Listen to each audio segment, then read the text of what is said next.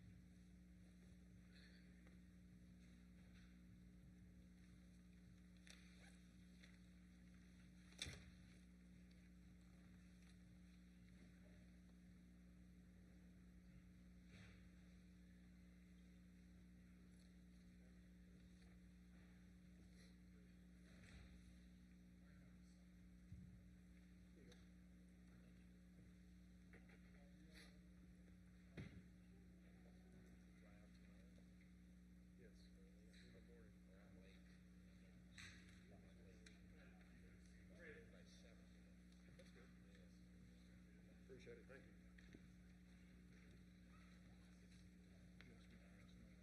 Thank you. There will be players. I just don't have names yet.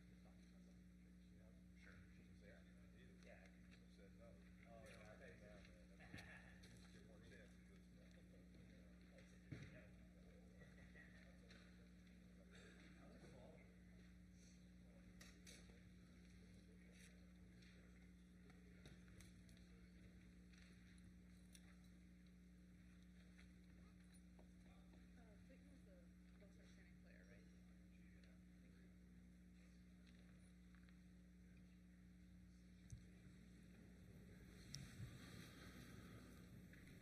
Folks, we'll get started with Texas Tech here shortly.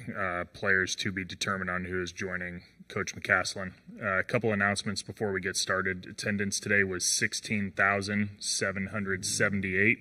That's 16,778. The All-West Region Tournament team is the following 5 names: John L. Davis, Arkansas; J.T. Toppin, Texas Tech; Darian Williams, Texas Tech; Thomas Houck, Florida; and most outstanding player, Walter Clayton Jr., Florida.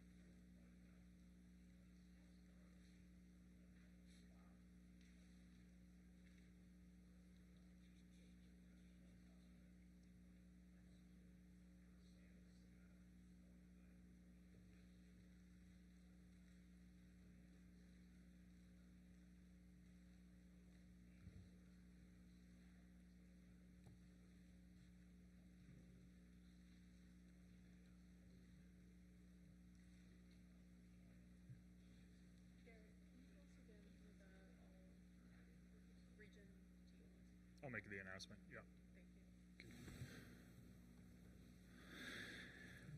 Everyone, in case you missed it earlier, the All West Region West Region All Tournament team is the following 5 names: John L. Davis, Arkansas; J.T. Toppin, Texas Tech; Darian Williams, Texas Tech; Thomas Houck, Florida; and most outstanding player, Walter Clayton Jr., Florida. Texas Tech is heading down here momentarily. Coach McCasson will be joined by J.T. Toppin, Darian Williams, and Chance McMillan.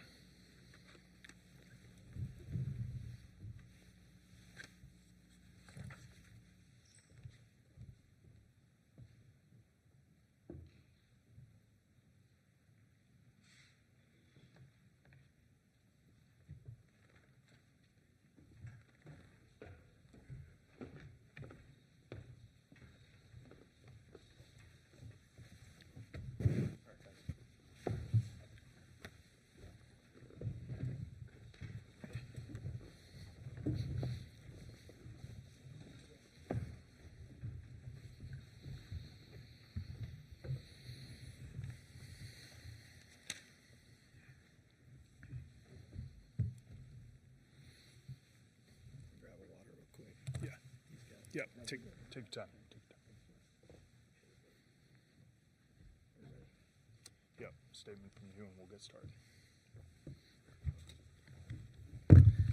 Man, I wanted to sit in that locker room forever, honestly. And I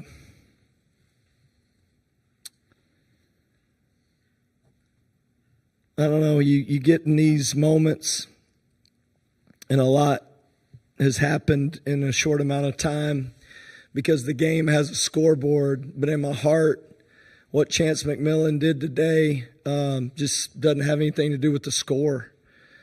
It just has everything to do with what I want to live my life like. And he's obviously in a situation where he probably could have not come back. And I told these guys in the locker room, there's something about laying down your life for your brothers in a position where you could take, I don't know, just the path that is easier, and Chance didn't. Man, I'm so inspired by him, and because of him, I do believe our program is different forever. These guys won the most road games in the Big 12 for Red Raiders, won the most conference games in the Big 12 for Red Raiders, and they just were like always finding ways to win games through tough circumstances.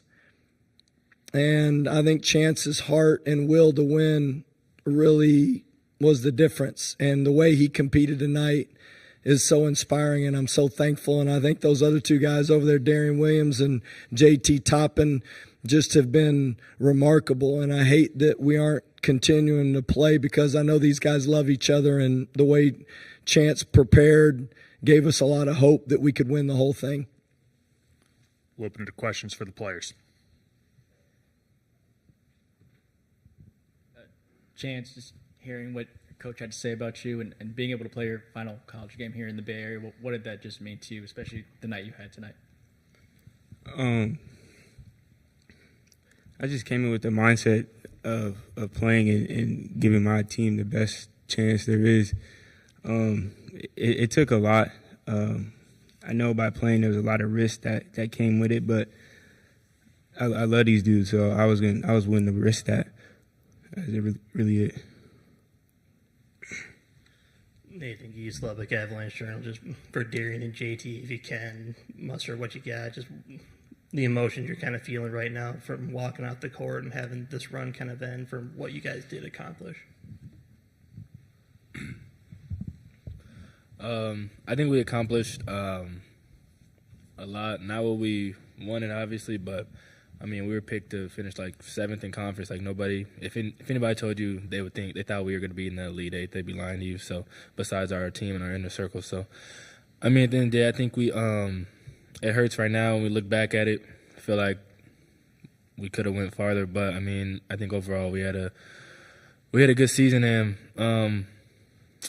yeah, That's all I got for you. Yeah, same with what he said. It was a good season.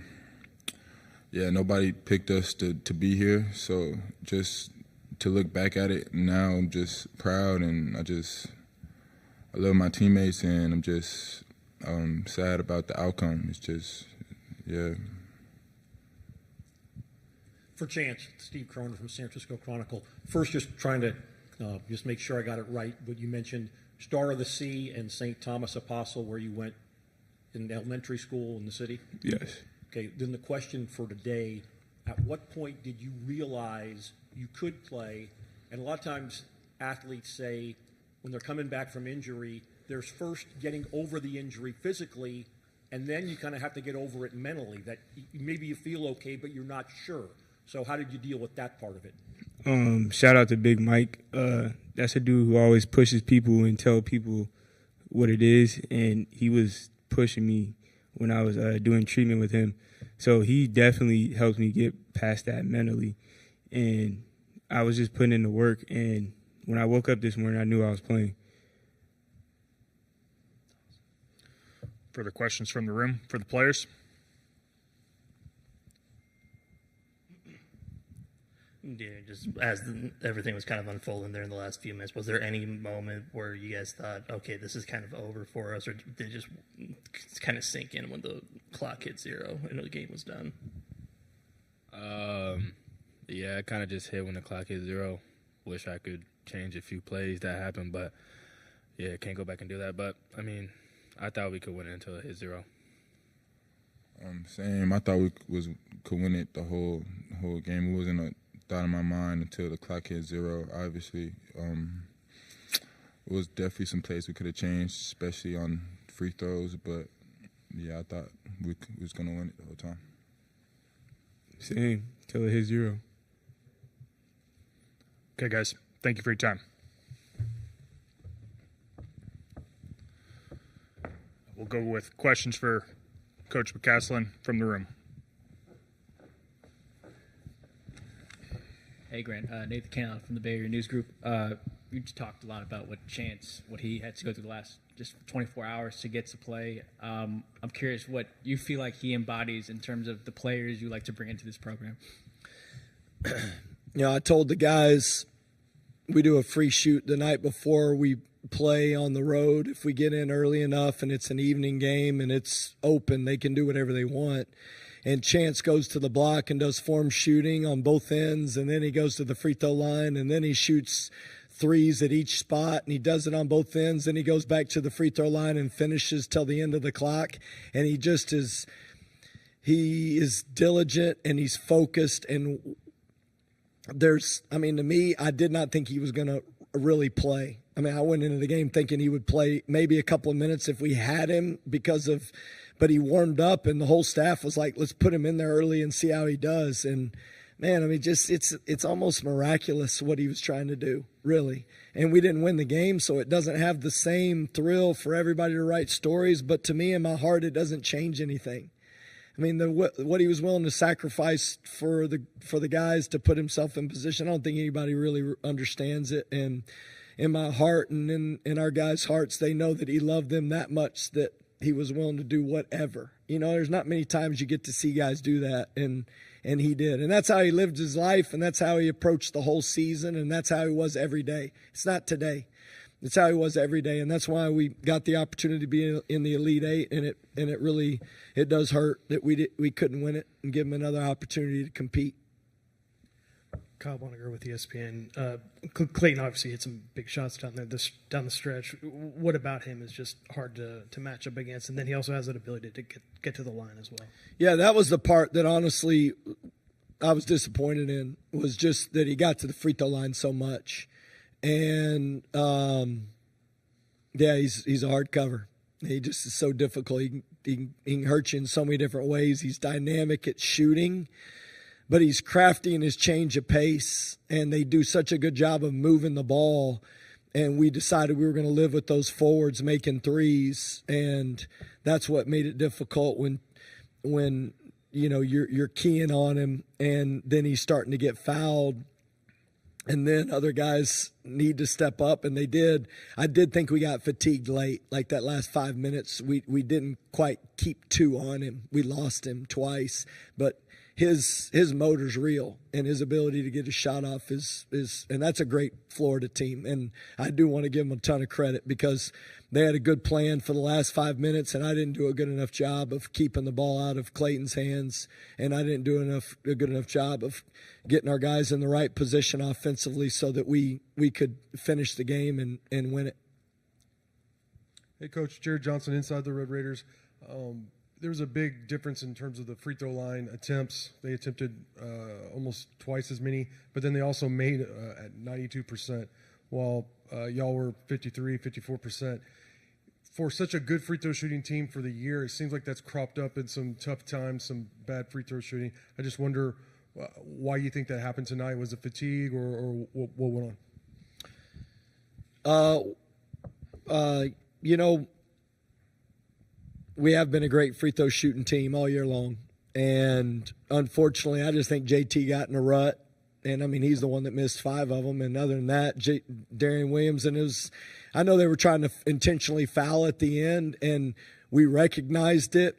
That's where I didn't do a good enough job. But they weren't trying to intentionally foul Darian Williams. That was a mistake. And then he just went up there and missed the front end of the 1-and-1. And, in these moments, that's not what got us beat. And I'm not just saying that as coach speak. I just feel like we pushed the tempo a little too quick late in the game and rushed some things that I felt like if we had a little more composure, and then if we would have been able to defensive rebound and limit the threes from Clayton, then I think that would have been the difference in the game for me. And so, I mean, obviously, who doesn't want to make free throws? Everybody does. Nobody steps up there and misses intentionally, and especially in those moments. And I know everybody likes to, but I think there's more effort things involved in this game that we could have done better, and I could have done a better job coaching us down the stretch to put us in better positions.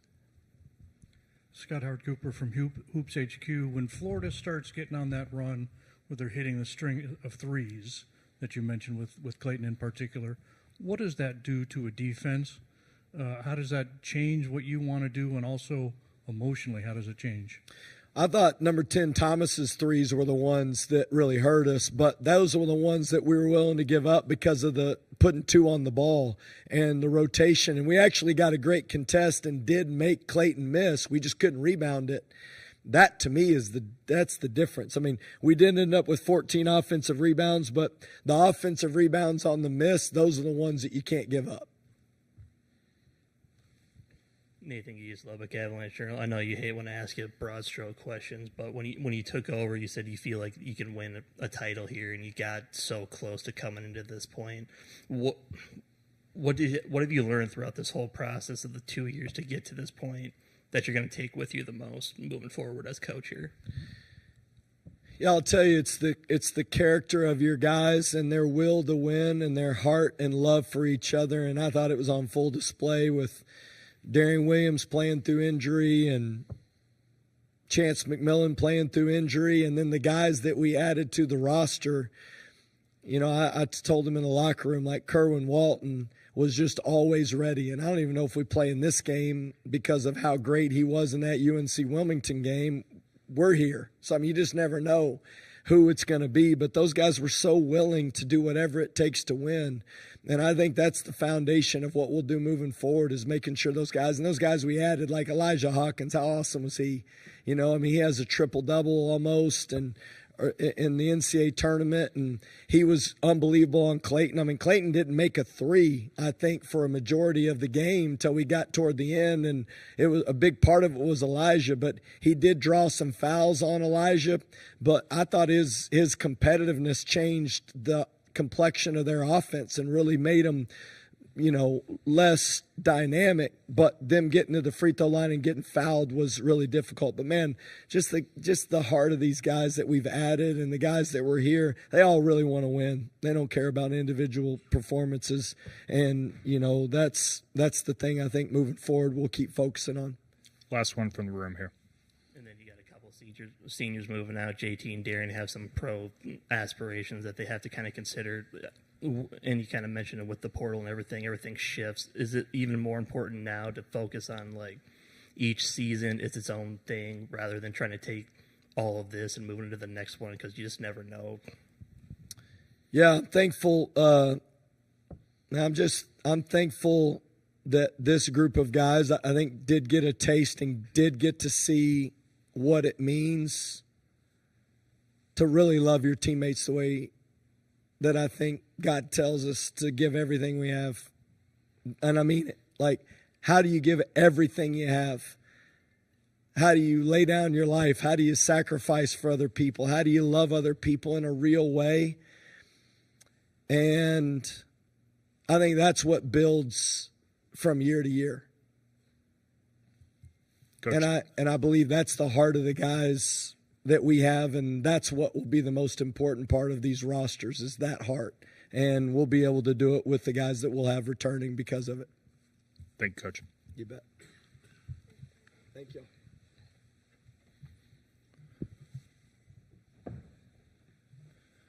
Everyone, the Texas Tech locker room will remain open until 6:30. That's roughly 15 minutes now. We'll be joined by Florida in the near future. Thank you.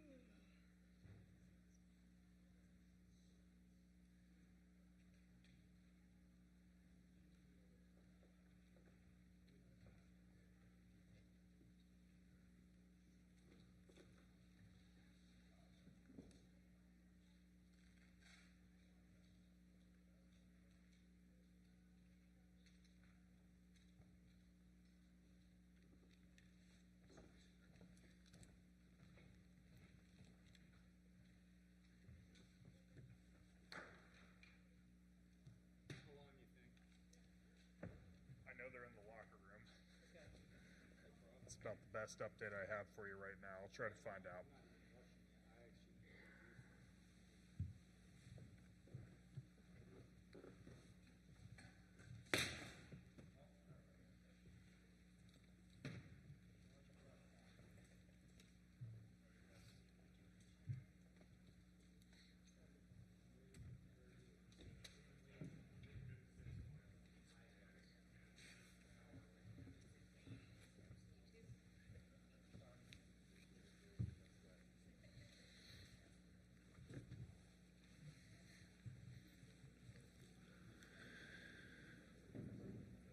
Everyone, the Florida locker room will open at 6:25. I would expect to see Coach Golden as well as players Walter Clayton Jr. and Thomas Houck joining us roughly around the same time.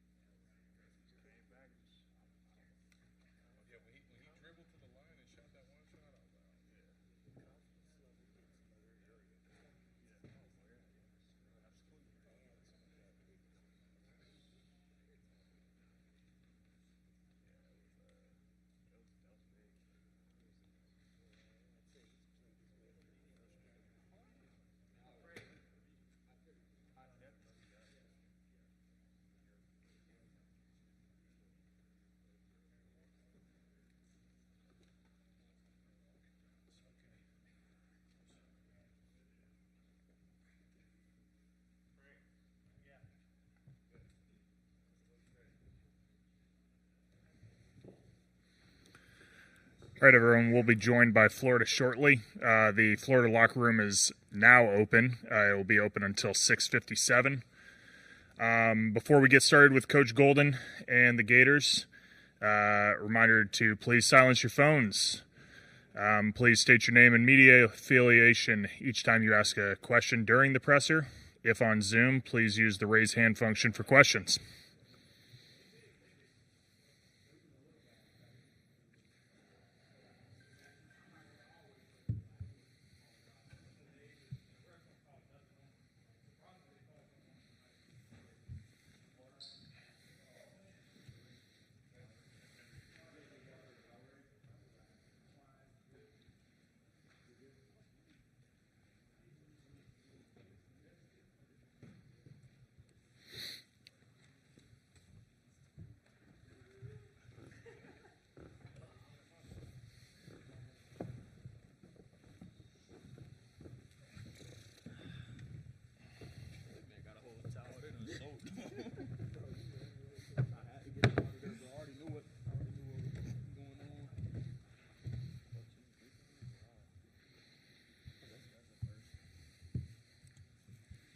Ready when you are. First, I want to give a lot of credit to Texas Tech. I thought they played a great game today and controlled different facets of the game that we usually do. And, they had our backs against the wall. I think we were down 10, under the 4-minute media. But credit to our players and our staff. I thought we did a great job staying the course, not getting too high, not getting too low. Not trying to make hero defensive plays down the stretch. We executed our fouls, and these two guys next to me made some big-time shots. And at the end of the day, great teams are as good as their players lead them, and Walter's done a great job all year that way. Tommy's played his tail off for us across every game this season, and I'm really proud of these guys for the way they stepped up and made 2 big threes each down the stretch. I think we finished the game on a 17-4 run that allowed us to win, and would not have happened without these guys next to me. Questions for the players from the room?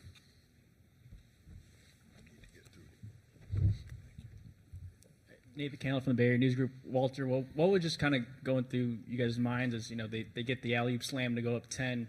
What was just talked about in that moment to get you guys to go on that run? Just staying together. We all kept telling each other to stay together, stay the course. There's a lot of time left on the clock, so keep on playing to the final buzzer. Don't break during adversity. Lindsay Schnell, Athletic. Walt, we asked you the other day about what it was like to be compared to Steph Curry.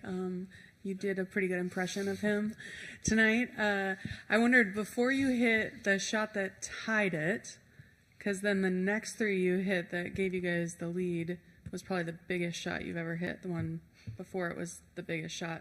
What was the biggest shot coming into this game that you'd ever hit? I don't know. If you ask everybody, it was probably the one versus UConn. But, honestly, I can't even remember right now. So I'll probably say UConn one. Yeah, Kevin Brockway, Gainesville Sun. Tommy, you guys held them to 2 points, I think, in the final 3 minutes. Just what flipped the switch defensively, you think, kind of late in the game because they were getting a lot, and particularly a lot down low earlier in the game?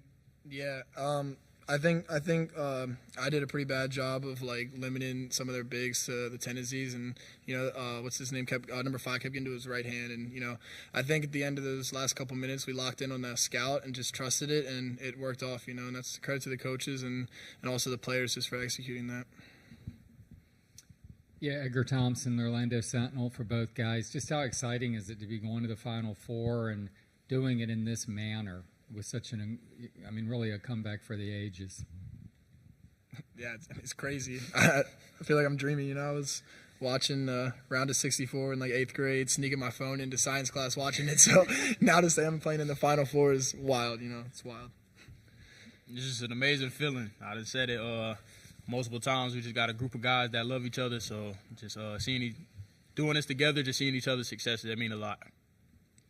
Scott Howard Cooper from Hoops HQ. Walter, take me through the emotions as you're hitting those threes. You and Thomas have got the run going, turning the tide. What are you feeling? What's going through your mind? And what are you seeing in the opponent as to how that is demoralizing them?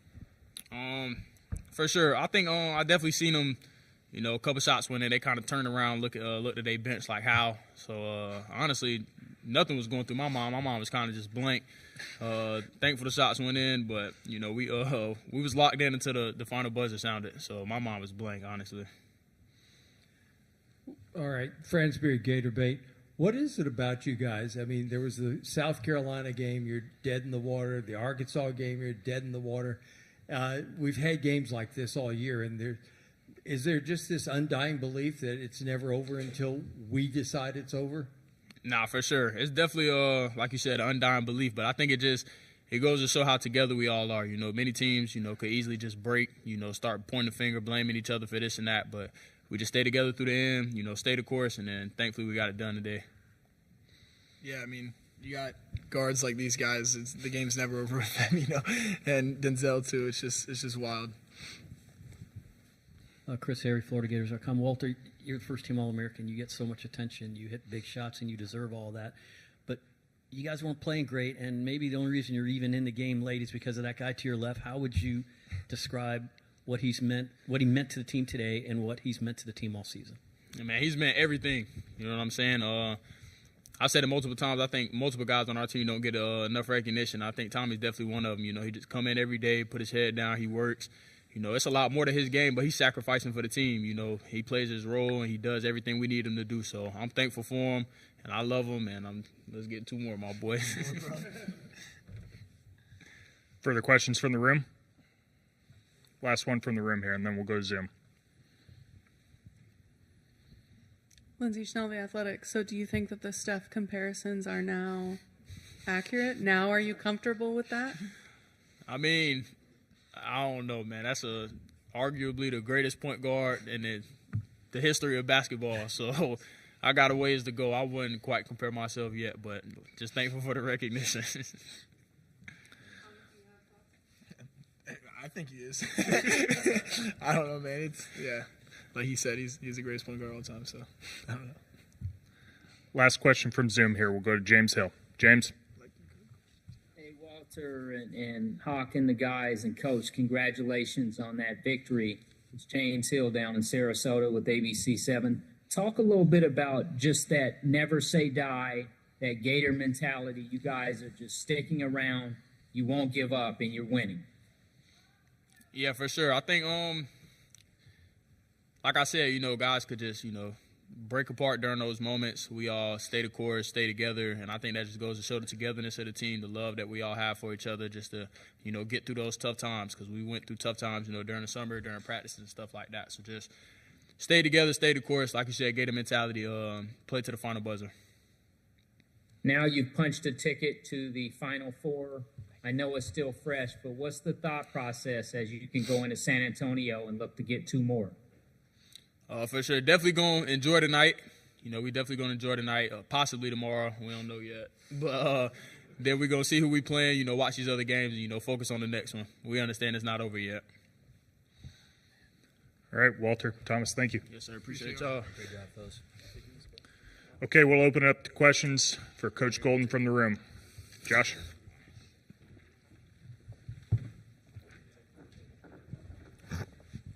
Josh Shootout with AP.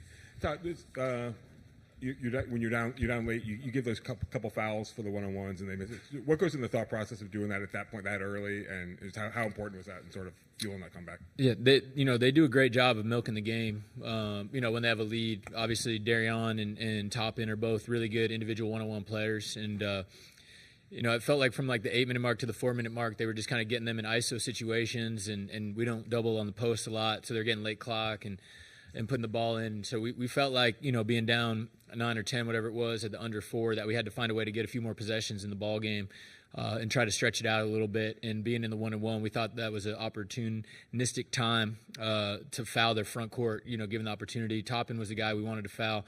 And, Williams, was the second option. And fortunately, they missed 2 front ends, and those were big-time plays that flipped the game a little bit, allowed Tommy to hit, a second 3 to cut it to 3.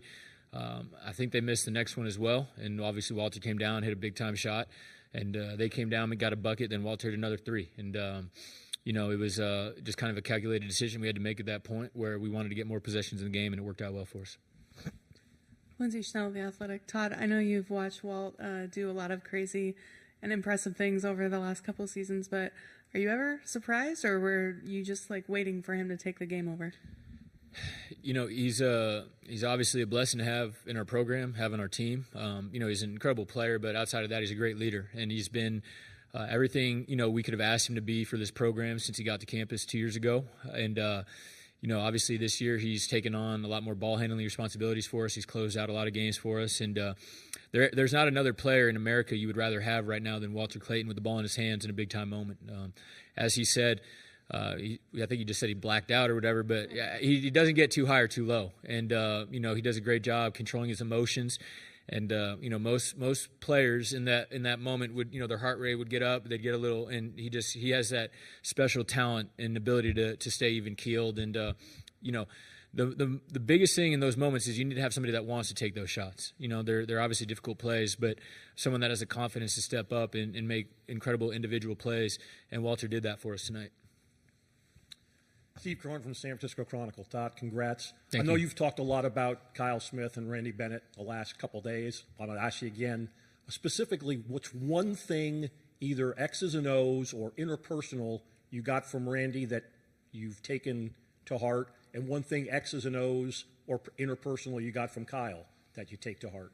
Yeah, well, first with Coach Bennett, you know, I kind of thought about this after the game. At the under 4, he's always so good about staying the course, you know, and trusting his program, trusting what he does. And that was the moment that we were in at the under 4 when we were down 9 or 10. It was like, hey, we can't panic. We can't try to make hero plays.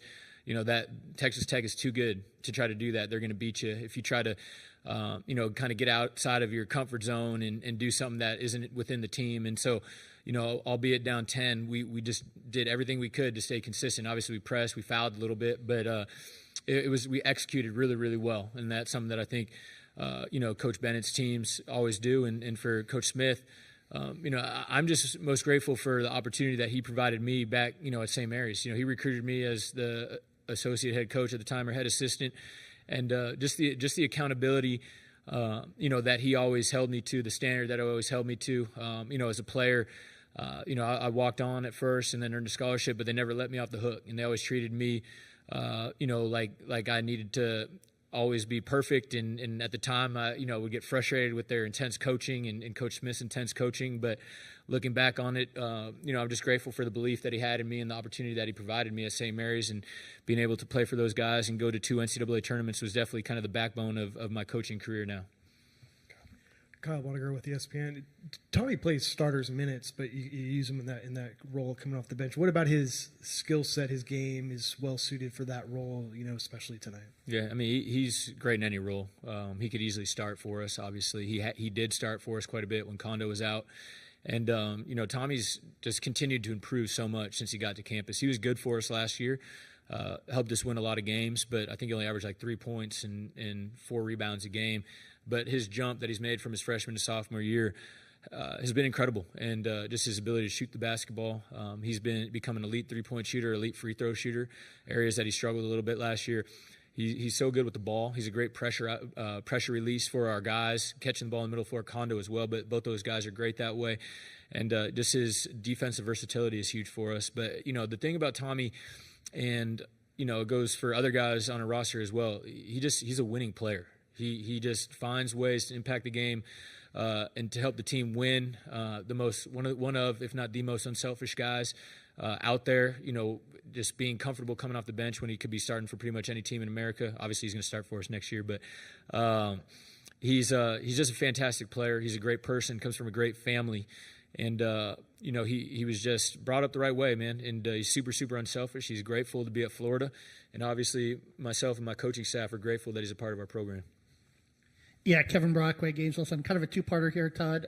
You guys started out 5 and 19 from 3. Did he sense the threes were going to kind of come late? And what was your demeanor like on the bench, particularly in maybe encouraging guys to shoot and get stops and so forth in that final 4 minutes? Yeah, I was discouraged, you know, for a while because, you know, I was looking down at the stat sheet after the medias in the second half, and really the only glaring defense was their success shooting the ball. You know, they were shooting the ball at about 45%. I think they were 9 for 20 at one point, so they must have went 1 for 7 on their last few. But that was the difference in the game for a while. Everything else was pretty consistent. We rebounded about the same rate. We got some free throws, did a great job knocking those down. We lived at the line, which was huge. Turned it over a little more than they did, but a lot of that stuff was back and forth. The three-point shooting was the difference for a while, but down the stretch, obviously, I think we made our last 4, and we needed every single one of them, and they were huge for us. Yeah, Todd, couple here.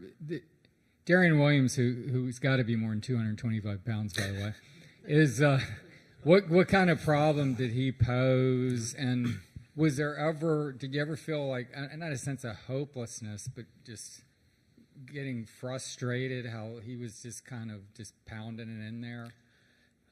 Honestly, I thought we did a great job on both those guys for a majority of the game. Not all the game. The last 10 minutes, they started wearing us down and putting us in the basket a little bit. But over the first 30 minutes, our issue was not guarding them in the post. Toppin finished 9 for 22, Darian 9 for 18. So, not necessarily crazy efficient, but they were getting us down the stretch. And that was a little bit, we were talking about, all right, should we start blitzing these guys, doubling them a little bit? Darian's a great player. He's a great passer, and that was concerning to me. I didn't want to run bodies at him because he's very good at making the right play, and I thought giving up threes at that point would be daggers for us. So we stayed the course. I thought we did a good job late of kind of squeezing him in the paint. When it got tight, we ran bodies on him, and he couldn't see out, and that worked for us. But we talk about staying the course. They were twos. They're twos, and they weren't threes, and we were able to get enough stops down the stretch. And just what's it mean to you? This moment, getting to go to the Final Four, I mean, it's got to be, surreal, as you like to say sometimes. Yeah, it's incredible. It's absolutely incredible. It's a direct result of the work that our players have done all year and the work my staff has done. They've all, to a man, been incredibly consistent, unselfish, and worked their tail off. And, we don't do this without the collective work of our program. But I'm incredibly proud, to be able to be here in year 3.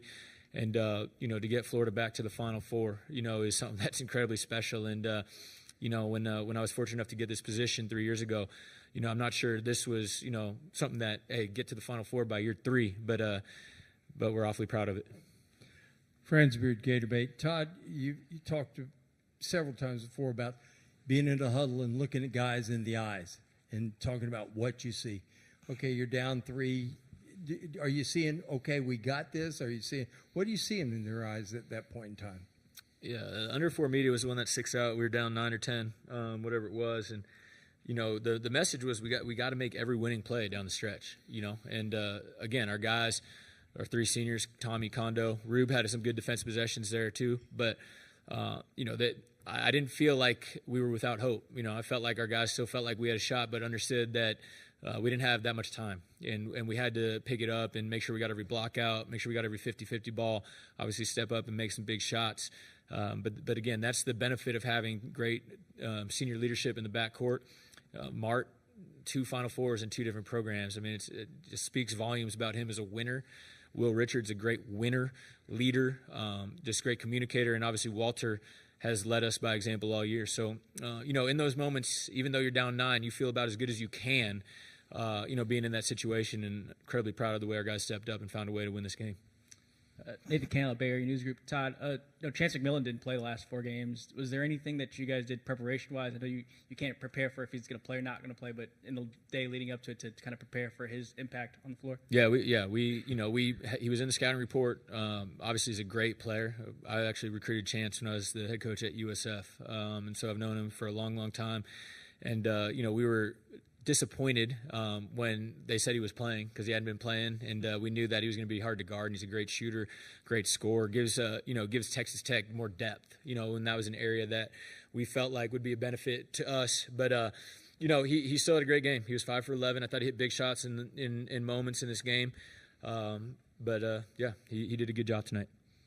A couple times this season you referenced, I believe, I think it was after Kentucky, maybe even after Auburn, when maybe we were talking that Walt was the college version of Steph Curry. I'll bite and throw this at you in this building. What do you think about that now? I mean, it's and I thought Walt had a great answer. I think in his mind, like everything that Steph has been able to do in his career, leading this organization to multiple NBA championships, being the best shooter of all time, one of the best winners of all time in the NBA. That's kind of a lot to put on a young man, but I'd say the one thing where Walt 100% is similar to Steph is their incredible shot making, and their ability to get it off whenever they want. Have the IQ and intelligence to get separation and to be unflappable with a hand in his face. And again, just like the Warriors would want Steph to be able to find a way to get open and get those shots in those moments, we want Walt taking those shots for us down the stretch. And there's a reason why he was AP first team All-American. He's, in my humble estimation, the best guard in America. Hi, Todd. Congratulations. Thank Janie you. McCauley from AP. I was just happened to be out there when Kevin hung up a FaceTime with the Columbia AD, and they're going to give him another week with you guys. Yes, they are. Yes. No, I mean, but how much does it mean to you? He's 36. You're that's about, you were a head coach a little younger than that, but what does it mean to you to see him kind of go full circle to Columbia and also have this run with you guys before he departs? Yeah, Hov's he's an amazing man, and we've shared a lot of times together in our coaching career. I've worked with him, I think, every year but 3 of my coaching career, and he's made me a much better coach. He's always run my offense, but he's like having another head coach in the program. Just incredibly bright, just super mature, great leader, super consistent, and he deserves this opportunity. And for us, and not just myself, but Carlin and the rest of our staff, we're incredibly happy for him, and I know Kyle is really proud of him. And I'm just glad that Peter Pillen, the AD at Columbia, made the right choice and gave this opportunity to Kevin. They're really fortunate to have him, and he's fortunate for the opportunity. And he's going to do a great job. There's no doubt in my mind about that. And I'm going to miss him, but I think the sign of having success is, when guys work with you or they play for you, and then as they move on, their opportunities continue to get better, when they spend time with you. And, there's no doubt when Hov came down to Gainesville 3 years ago that this was a goal of his, to become a head coach and have the opportunity to run his own program. And I'm just really happy for him that he was able to do it out of our program. Well, I'm the branch off Kyle's, and Hovde is off mine as well. So I got Hovde, Anderjack, and I take credit for Chris Gerlofson as well at San Francisco. Thank you. Last 2 questions here from the room. All right, Coach. Lane Higgins from the Wall Street Journal. You've got a rotation that's probably 8 men deep, and you talk about Tommy. He might be starting for just about any program in America other than Florida. So, what does that kind of depth allow you to do in a game like this where maybe some lineups and some combinations are getting a little bit stifled? And, how does that allow Florida to win games like this? Our depth is why we win games like this, because there's going to be nights where certain players don't have their best, and you need other guys to step up. And we kept it at 8 tonight. I just wanted to play Herb, but felt like we wanted to keep it tight early. I thought Zell gave us good minutes. But again, you need to have depth, and you need to have multiple guys that can step up when other guys aren't playing their best. And that's why we've been good all year. That's why we've been consistent. That's why we haven't lost 2 in a row. We haven't gotten any droughts or any situations where, just nobody's stepping up. And obviously it was Tommy's night tonight to do that. I thought Micah gave us great minutes off the bench, went 3 for 3, had that big tip in, and obviously Walter stepped up down the stretch as well. Last one here. Lindsay Schnell, The Athletic. Todd, so how long do they get to celebrate? They seemed they were looking to you for guidance. So I wondered if you would share with us. We'll have a night tonight, to kind of soak this up and take it in, and then we're going to fly back to Gainesville tomorrow morning. We'll get back probably right in time to watch Auburn play right around 5 o'clock. And, we'll get back together on Monday, and we'll start preparing for whoever wins that game. But we're going to enjoy it tonight for sure. If you don't enjoy the victories, this is a tough profession to be in. So we will enjoy it. Incredibly proud of our program, and I'm excited to head to San Antonio this week. They won't be doing anything tomorrow night. I can promise you that. Thank you, Coach. All right. Congrats. Go Gators.